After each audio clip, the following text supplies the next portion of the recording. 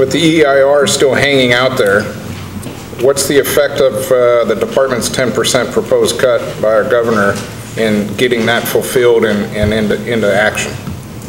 Well, it still remains to be seen what's going to come out of the legislative process on the budget, and our early indicators from the budget committees in the legislature and the Senate and Assembly sides is that they are not going to accept the administration's recommended 10% cut in the resource management area.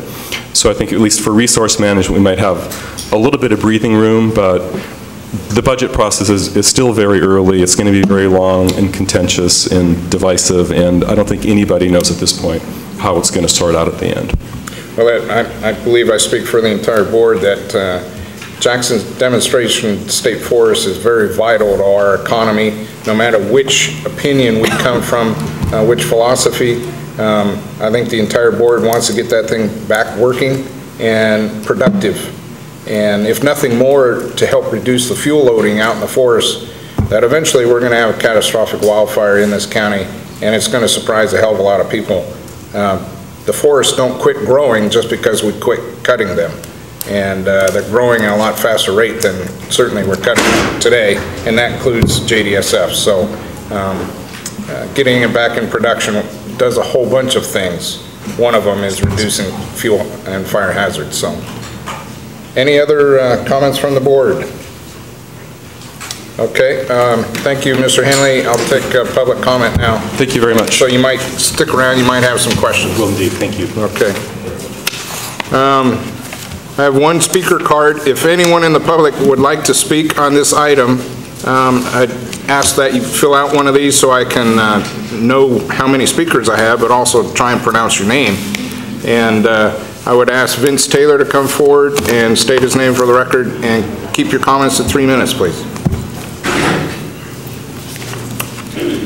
My name is Vince Taylor, and I'm pleased to address you once again. And I'm here primarily to say that I'm really happy that Russ presented you with the information he presented you with, and I think that it is the beginning of really a new era for Jackson State Forest that really offers the potential for getting the forest back into operation, maybe not quite as quickly as some of you would like, but on a basis that really offers the promise of non-contention, of providing needs for the timber industry, for the people who live in the community, for the research, the community to better understand and demonstrate how we can do timber harvesting in California in a way that honors the ecology and wildlife of the forest, and at the same time provides timber for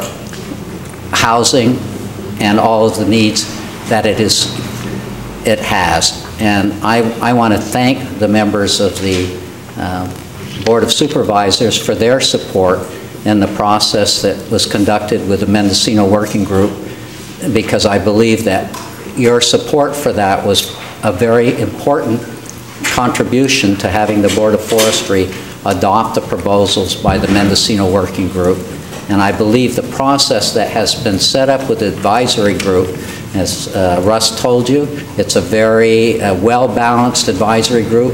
It's going to move to work towards consensus solutions for things, that we will come out of this with a forest that, far from being a bone of contention, will be something that everybody in this county can point to with pride, and justifiable pride. Thank you. I did want to mention one thing. Partly, the campaign to restore Jackson State Forest is celebrating the reopening of the forest and the new management plan on April 19th with a day of recreation in the forest and a celebration at the Casper Community Center for everybody in the community. And there are some little posters like this at the back if you want to pick it up, and we'd hope you'd come out and recreate and see the forest for yourselves and join in the celebration. And you're all invited. Thank you. Thank you, Mr. Taylor. Other members of the public wishing to speak on the JDSF management plan? Okay, seeing no one else? Nope, okay. Any other comments from the board? It's an informational item only, no action is needed. Okay, thank you very much, folks from CAL FIRE, and thank Mr. Henley for coming all the way over from Sacramento. So. Okay, next item of business is the Department of Transportation Director's Report. Is Howard, there he is, way in the back.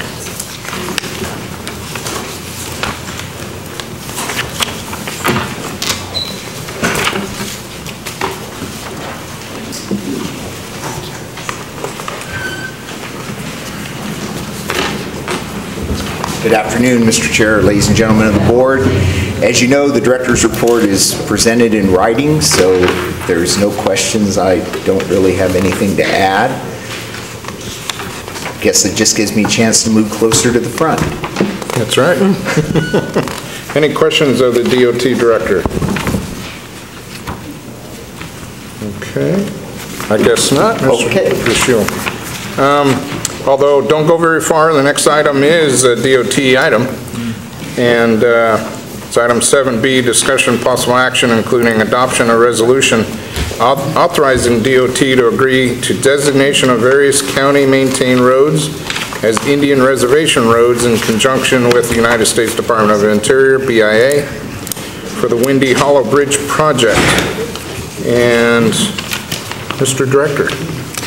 Yes, I received a request from the Manchester Point Arena Band of Pomo Indians to include several county roads under the umbrella of tribal roads.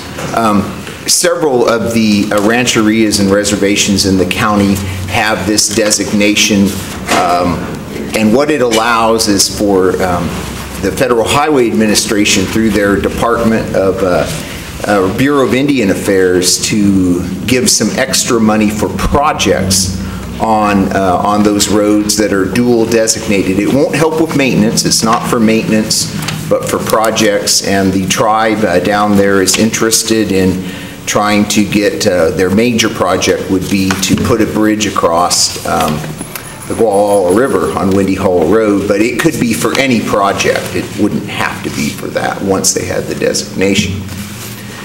I invited them to be here today. They said they didn't really think they needed to, so I'll have to try to answer any questions. Any comments or questions to the Director of Department of Transportation? Supervisor. The Shield, I think you meant the Garcia River. You're right, Garcia River. But the river's mixed up down there. That's true. Only 15 miles apart. Concern I have about this particular project is this would benefit the tribe if in fact some of their plans were to find fruition.